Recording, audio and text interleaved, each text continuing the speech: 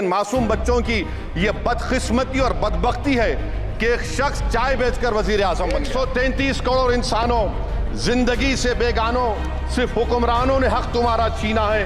खाक ऐसे जीने पर यह भी कोई जीना है। और अनएम्प्लॉयमेंट पर अभी बोला गया नौकरियां दे रहे हैं, तो शायर ने इनके बारे में अच्छा कहा कि फूल शाखों पर खिलने लगे तुम कहो, जाम जिंदों को मिलने लगे तुम कहो, चाक सीनों के सिलने लगे तुम कहो, इस खुली झूठ को, जहन की लूट को मैं नहीं मानता, मैं नहीं। फाइनेंस मिनिस्टर ने 4 बरादरियों का जिक्र किया। भारत की सबसे बड़ी अक़लियत मुसलमान है 17 करोड़। मैं हुकूमत से जानना चाहता हूं कि क्या 17 करोड़ मुसलमानों में गरीब नहीं है, नौजवान नहीं है, किसान नहीं है, ख़वातीन नहीं है?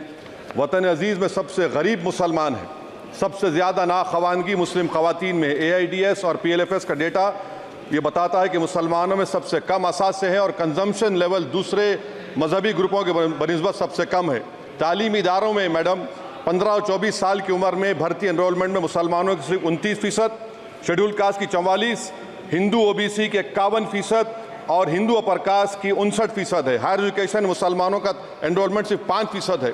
PLFS का 2018-19 का डेटा विज एम्प्लॉयज बताता है कि मुसलमान 22% थे, 2022-23 में 15% हो चुका है। सेल्फ एम्प्लॉयमेंट में मुसलमान हिंदू सिख से ज़्यादा 58.4% है। रेगुलर वेज एम्प्लॉयमेंट में सबसे कम मुसलमान है 15% और कैजुअल लेबर में सबसे ज़्यादा मुसलमान 26% है। तो मुसलमानों का शेयर रेगुलर एम्प्लॉयमेंट में लॉस हो रहा है एम्प्लॉयमेंट का। मुसलमान नौजवानों का ना रोज़गार मिलता है, ना तालीम के मौक़े, ना हुकूमत उनको कोई तरबियत सहूलत दी जाती है। मैं मोदी हुकूमत को एक मुसलमानों का एक अछूत बना दिया है, ना कोई सियासी नुमाइंदगी है, ना मुल्क की तरक्की में इनका कोई हिस्सा दिया जा रहा है। मैं मैडम माइनॉरिटी वेलफेयर मिनिस्ट्री में 2023-24 में 38% की बजट में कमी कर दी गई, 5,000 से 3,000 करोड़ कर दिया गया। इस साल के बजट में सिर्फ चंद 100 करोड़ का इजाफा किया गया, मगर 23-24 के बजट के लेवल पर पैसे मुख्तसर नहीं किए गए।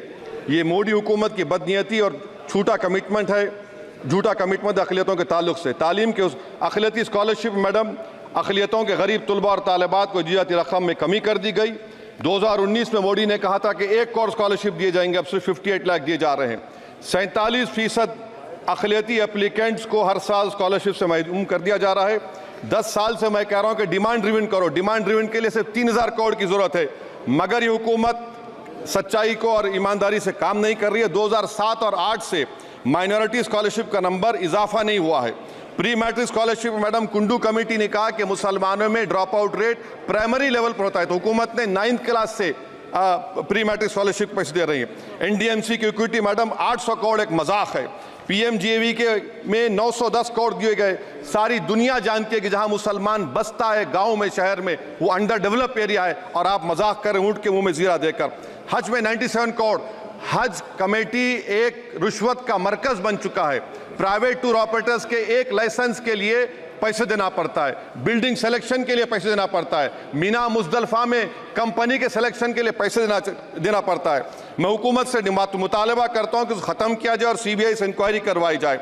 मोदी हुकूमत को अक़लियतों, बिल्कुल मुसलमानों से नफरत को ख़त्म करना पड़ेगा।